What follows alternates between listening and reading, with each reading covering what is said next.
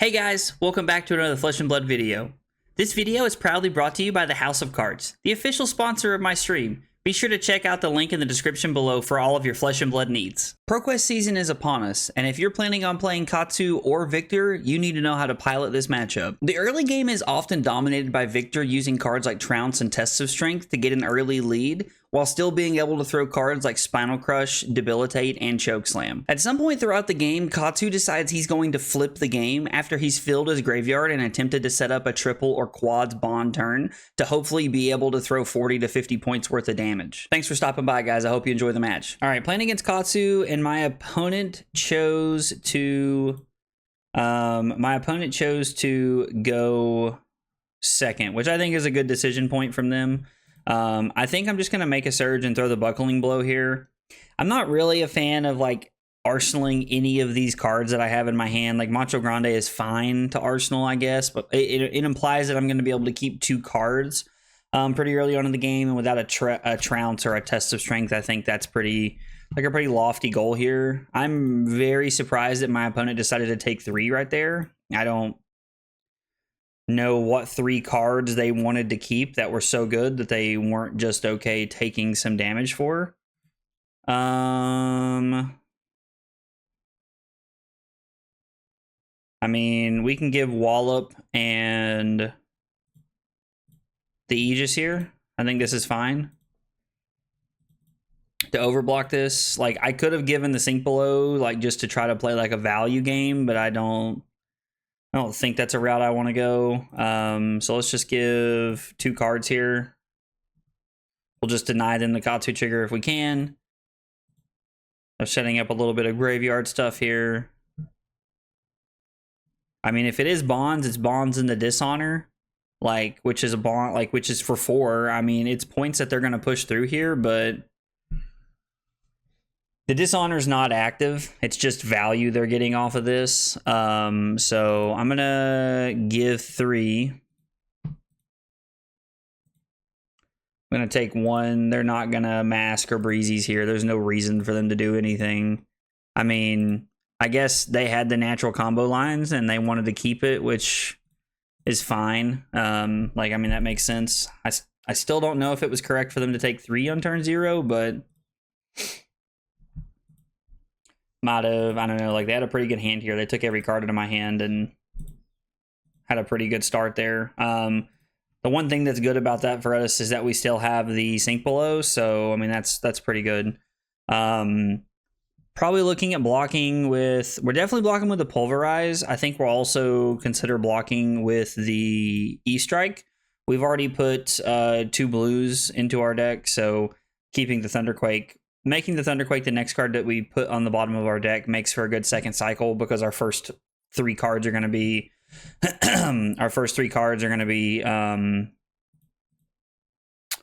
blue into Thunderquake, which is pretty good. So like to see that. I'm just going to take the Kodachis here. I don't really have any interest in blocking the Kodachis out. If they throw a Surging Strike at us, like, if they would have thrown a Surging Strike at us, I think I would have just blocked with the E-Strike there. Anyway, like, I would have done that regardless, I think. So we're going to go ahead and just give the E-Strike. We had a blue in our hand. I might consider going to 31 to be able to go E-Strike into Hammer, but even then, I don't think that's worth, because there's no real value there for us. It's not like a just crazy value play that we're getting. It's like, I don't know, like, it's 9 points, but like, I think that the 2 extra points that I get from attacking, I think would be better served on defense, because the games where you lose life, like I am right here pretty early, are games where you can lose to Katsu. Like, those are the games when, like, Katsu will try to, like, run you over out of nowhere and, like, just kind of, like, bully you when you weren't prepared for it. Okay. And I hit a red Fluster Fist. That's pretty good. I mean, honestly.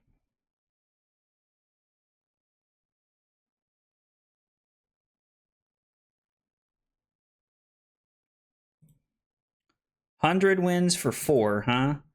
Part of me wonders if they have even if they have an Art of War, like, do I even really care? I mean, I think this is fine, right? Like, we want to force them to use this. Like if they do have a buff or something, we want to force them to use it. Yeah. Ancestral Empowerment's unfortunate. I would have rather it have been the Art of War there.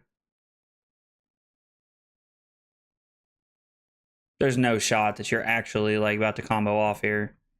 Really? All right. I mean, okay. Kind of surprised to see that here, but I mean, it is what it is. Like, they didn't even block with Breeze Rider boots last turn. And normally, like, if you're even thinking about comboing, you're blocking with that equipment because you want the value off of it. So I don't know. We'll see. We'll see what they cobble together here. I'm curious to see what this looks like.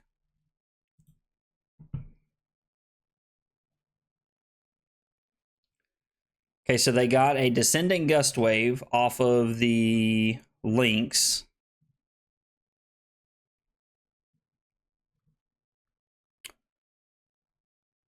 And now they're doing their Katsu resolution. I would have assumed that they wanted the blue bonds there. They must have another. They have to have another bonds in their hand, right? Like, there's no shot that they're going for this without having another bonds in their hand. I mean, yeah, sure, bud. Like, I don't. How far do you want to undo, fam? Like. Oh, okay, I see what's happening here. I was like, how far are we going back? I was like, because I'm only comfortable going back so far here because like there was information that was exchanged, and like I don't. Okay, so he's changed nothing. Nothing has been different to this point, except he chose not to Katsu. He chose to keep the Ancestral Harmony in his hand, which I 100% will be using as knowledge for me. I mean, this is just damage, right? At this point, like it.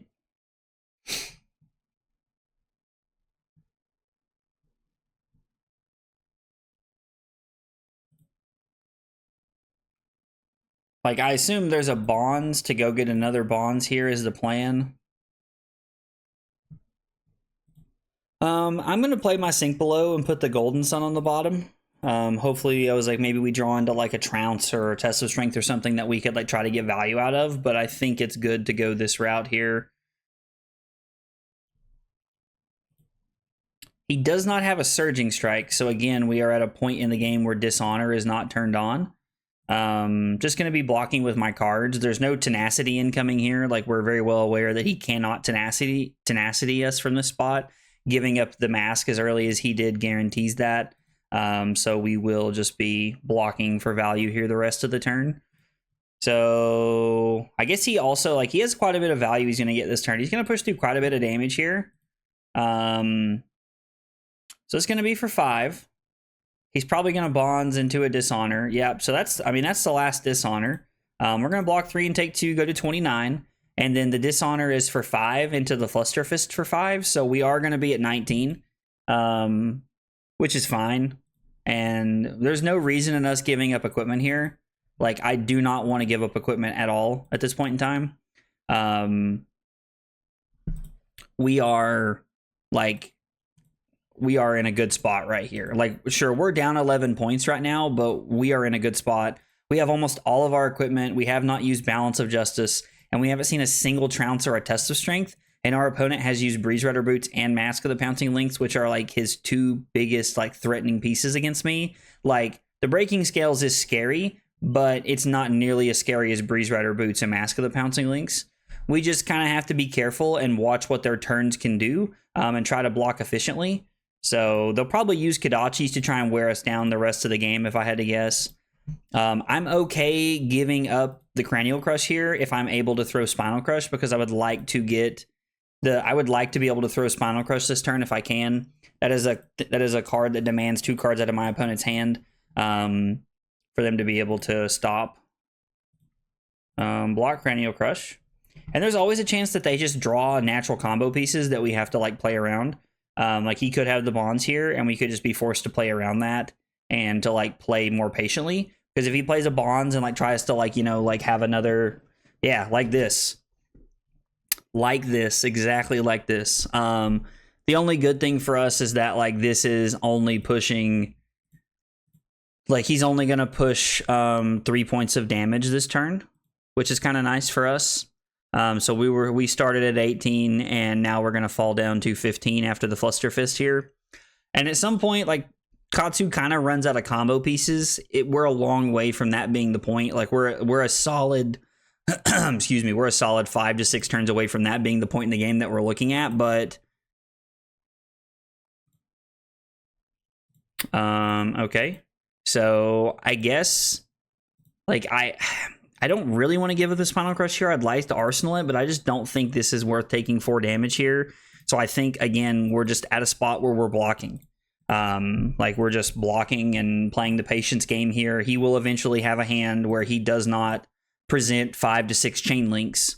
It will happen. There will come a hand. It is inevitable that happens at some point. We're really hoping we win this Test of Strength here. We'd really like to be able to try to start using cards like Trounce and Test of Strength to flip the game and start playing offense. This does line up very well for us. I'm going to hope that this is not an Art of War. We have yet to see an Art of War. He has played in Ancestral Harmony and pitched in Ancestral Harmony. And we're going to hope that we win this clash here. And we have another Test of Strength on top of our deck. That is very unfortunate for us that lined up that way, but it is what it is. There's nothing I can do about it. So I think we can just give 2 cards here. Like, I think giving 2 cards is better than giving equipment here, because the only thing we're going to do is throw Mask regardless. So we're going to take 1 and go to 14 here, and then we're going to throw the Titan's Fist.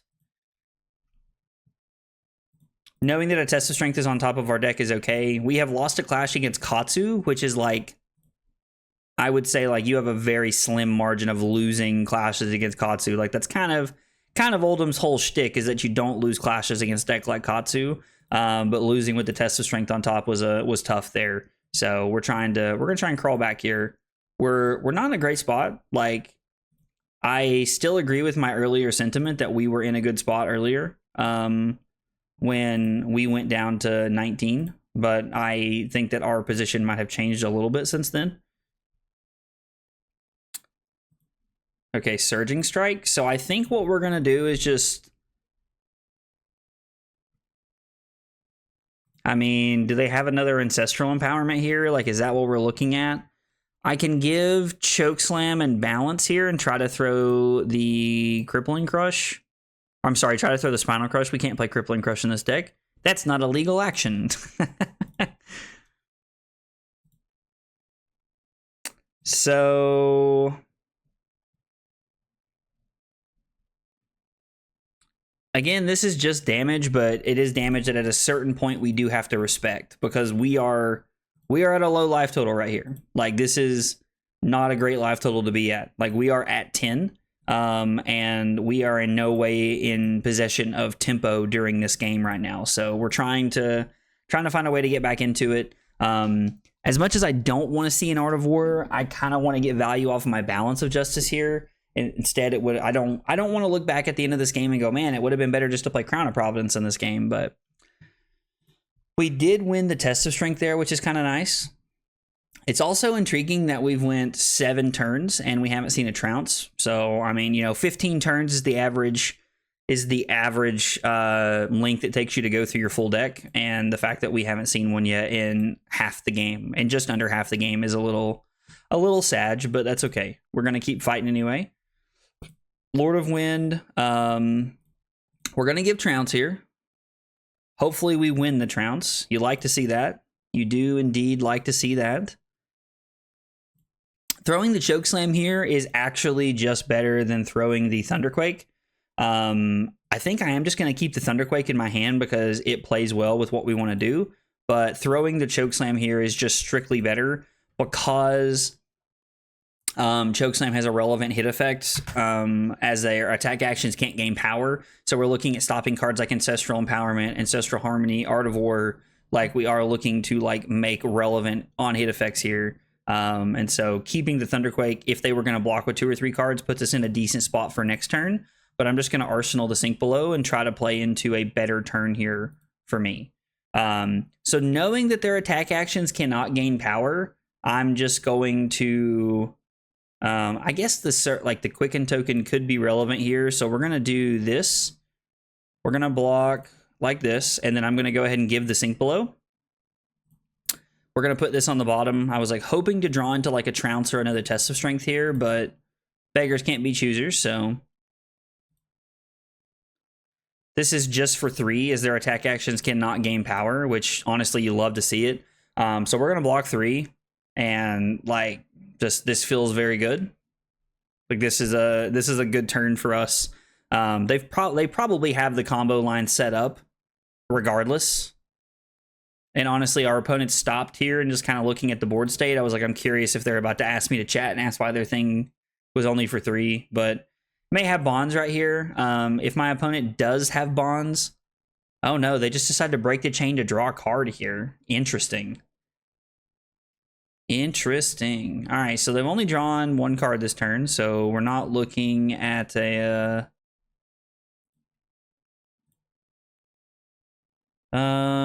I think this is okay. Like, I really hate to give up that point of efficiency. It might have been better just to go gauntlets and civic steps there. I don't know. If they attack for 3 right here and like this, it feels kind of awkward, then we'll know that I made the wrong decision. It looks like they're just coming off of Kodachis though, which means I can take Kodachis, go to 8, and then I'm at 8 and I'm going to throw 8 at them with a relevant crush effect. -2. Wait, while -2 is not the greatest in the world, it is pretty good.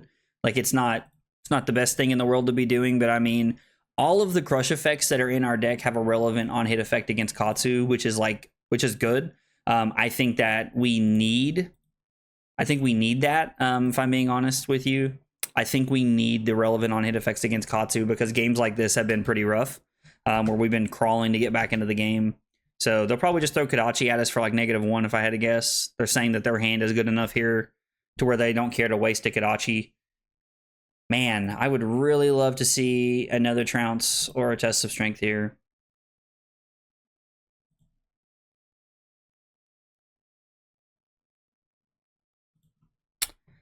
I think we need to block here because this plays around them having the Ancestral Empowerment here. Like, we get a lot of value out of being able to block with Gauntlets of Iron Will. If they have an Artivore, which is pretty likely at this point, I was like, they can play around it, which is not great, meaning we could have blocked with the Rouse the Ancients to play around it.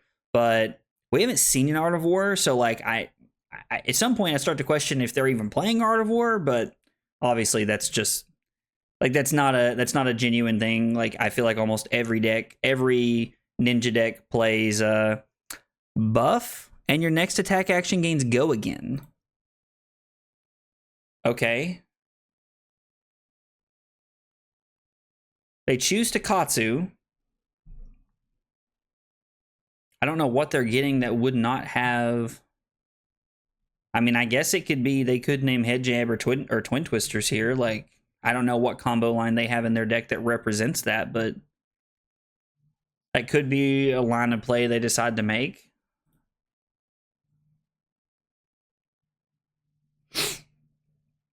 All right. Anyway, so we're going to block 6.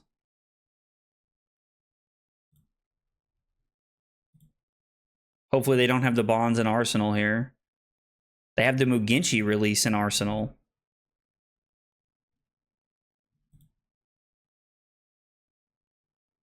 And they just pass.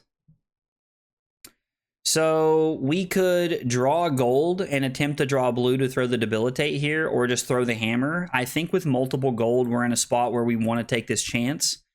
If we do draw red, then all we're going to do is just throw the hammer, which was our original intention anyway. But now we're throwing a relevant on-hit effect that also demands our opponent to block here. I guess I probably should have cracked the... Well, no, they didn't draw, did they? Did they? No, they didn't draw. They just went +1 and go again, which...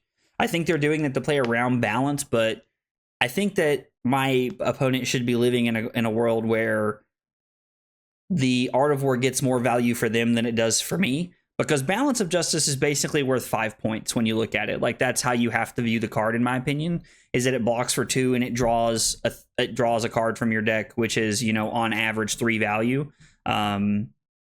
This is good. If I could tear Asunder Hammer here, that would be awesome. So I think we're going to take the Kodachis. Like, if they throw both Kodachis, no, they throw this. I mean, so this is just 4, so I'm pretty safe to just go ahead and block like this, I think. Winning with the Thunk is absolutely amazing. You love to see that. So this gives us the ability to go Tear Asunder, Hammer for 6, and then Arsenal the Cranial Crush. This is a fantastic play. There could have been a world where maybe we were supposed to draw off of gold right there to try and put a better hand together, because if we draw off of gold, there might be a world where we can... They just concede. They just realize the game's over. What I was going to say is that there's maybe a world where I can draw off of some gold to try and like put together like a Tear Asunder disable hand if we draw into some blues, but I think it's a little greedy for that spot. This game started out the exact opposite of how most Katsu versus Victor games start out. My opponent was actually on the front foot and they were applying all the pressure. And I'm gonna be honest, I really thought that meant bad news for us. Fortunately for us, on turn 7, we were able to block with a Test of Strength and then turn around and still throw a Spinal Crush, forcing 3 cards out of my opponent's hand, kind of putting me in the seat where I'm now the one getting to choose what I'm gonna throw. So all we have to do is keep up the pressure. On my turn 9, I had decided to throw a Debilitate. My opponent let it hit for all 8 and we ended up crushing. Then on the following turn, on turn 10, my opponent throws a Be Like Water for 1. I make the decision to give them the Gauntlets of Iron Will to play around Ancestral Empowerment, and what I should have done was given them the Rouse the Ancients for my hand because it already blocks for 2, so it also gives me the ability to play around Art of War. I think this was a mistake on my part and could have potentially cost me when I was already at a single-digit life total. Cracking a gold to draw a card into a blue to be able to throw my red Debilitate was a pretty good play there. If we draw into a red, we're still just throwing the Hammer, which would have been our original play anyway, but being able to throw the Debilitate there puts us in a lot better position, and then the Tear Asunder is able to close out the game on the following turn for us. Guys, if you see something you think I missed, let me know in the comments down below. I'd love to hear about it. If you liked the video, be sure to like and subscribe for more content. Thanks for watching. I'll see you next time. Take it easy, guys.